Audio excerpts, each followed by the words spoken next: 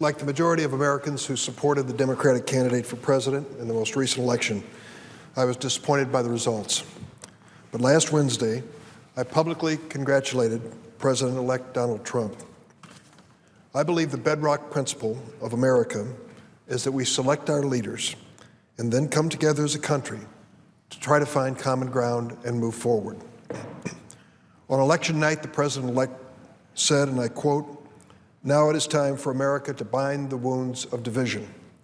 To all Republicans and Democrats, he said, and independents across this nation, I say it is time for us to come together as one united people.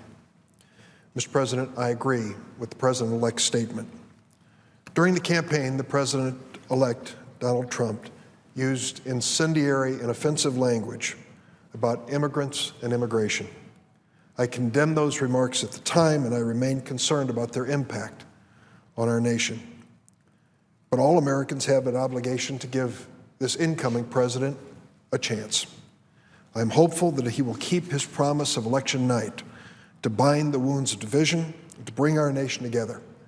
If he does, I look for opportunities where we can work together.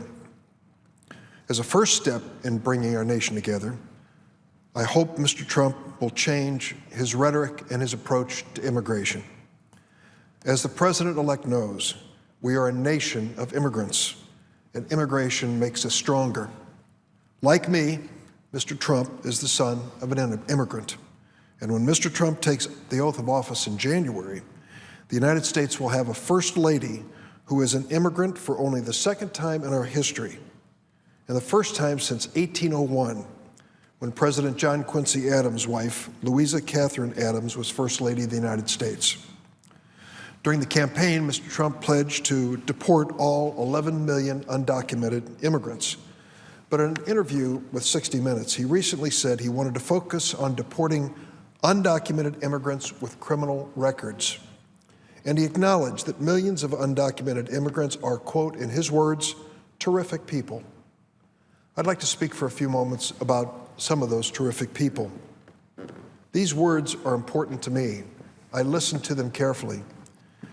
Mr. President, it was 15 years ago when I introduced a bill known as the DREAM Act.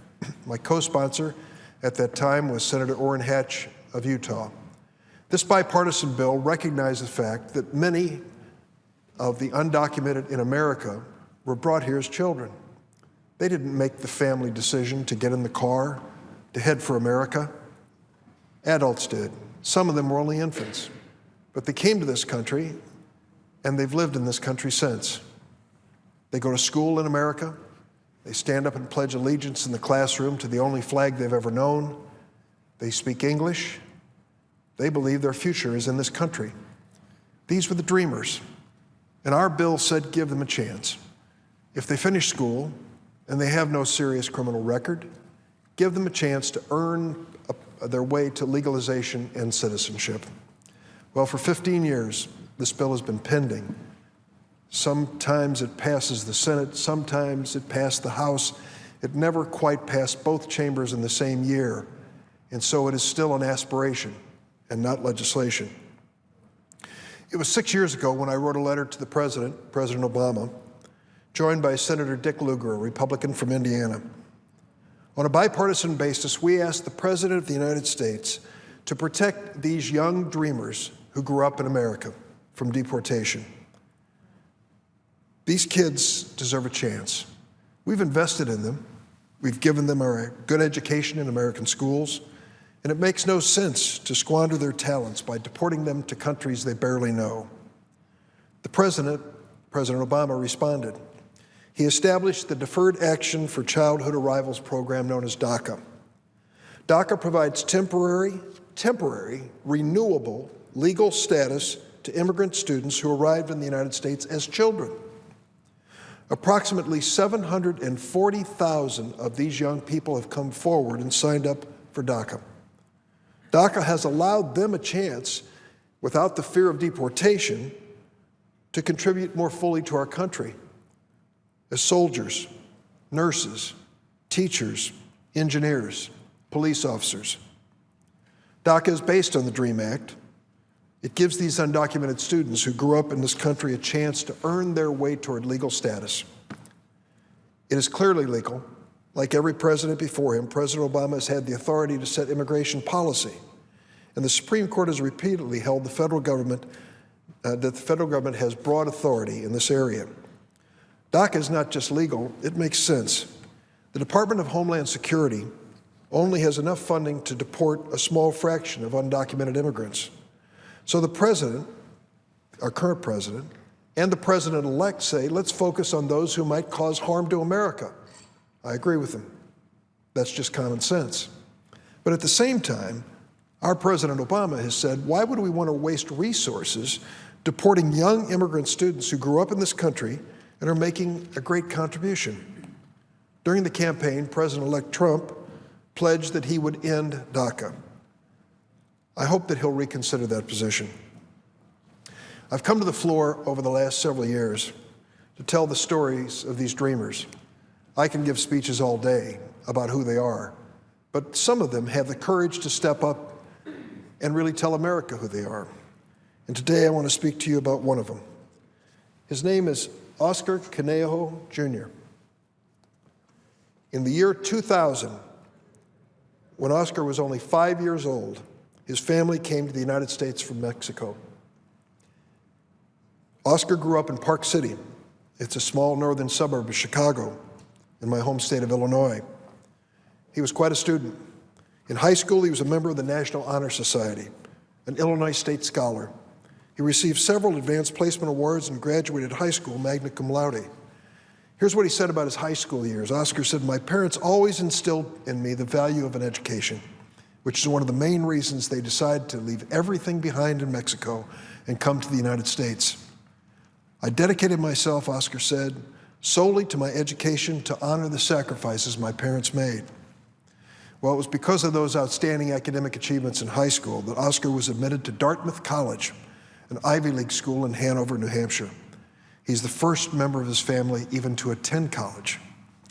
Oscar has excelled at Dartmouth.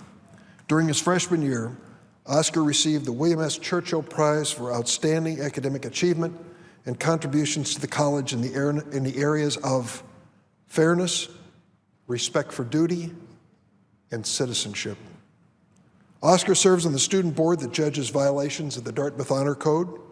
He co-founded and co-directed the college's first immigrant rights organization, and now he's in his senior year at Dartmouth. He wants to be a teacher.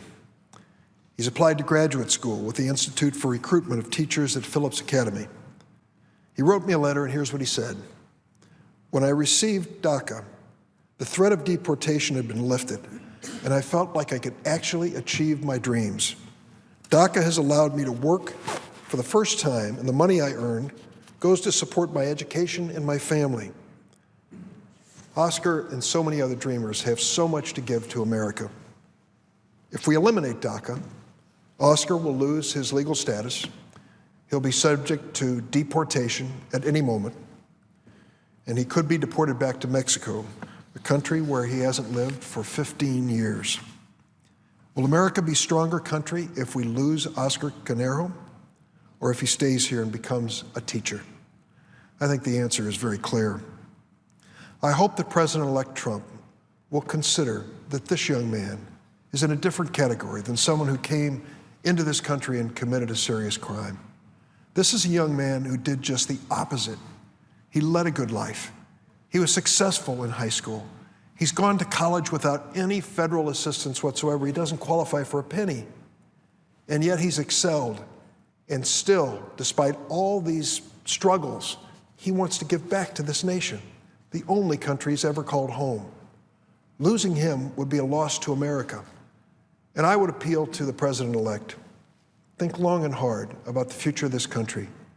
Realize that he and I, the president-elect and myself, as first-generation Americans, have to understand that it's immigration that has brought so much by way of diversity and talent to this great United States. We can't shut down DACA.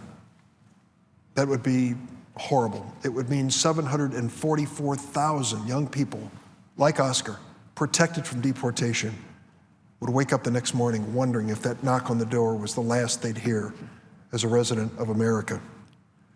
I'm going to fight for Oscar and the 744,000 who qualify for DACA and the dreamers like them who came here as children and simply asked for a chance. Mr. President, there's real division in the Senate and the House, in the country, when it comes to immigration. But as I've told these stories on the floor, almost 100 of them now, I've noticed a number of my colleagues from the other side of the aisle say, that really is a different situation. This is a young child who should be given a chance. Now is the time for America, this nation of immigrants, to heal our wounds that divided us during this election. I hope and pray that the President-elect, by word and action in the coming weeks and months, will truly bring us together.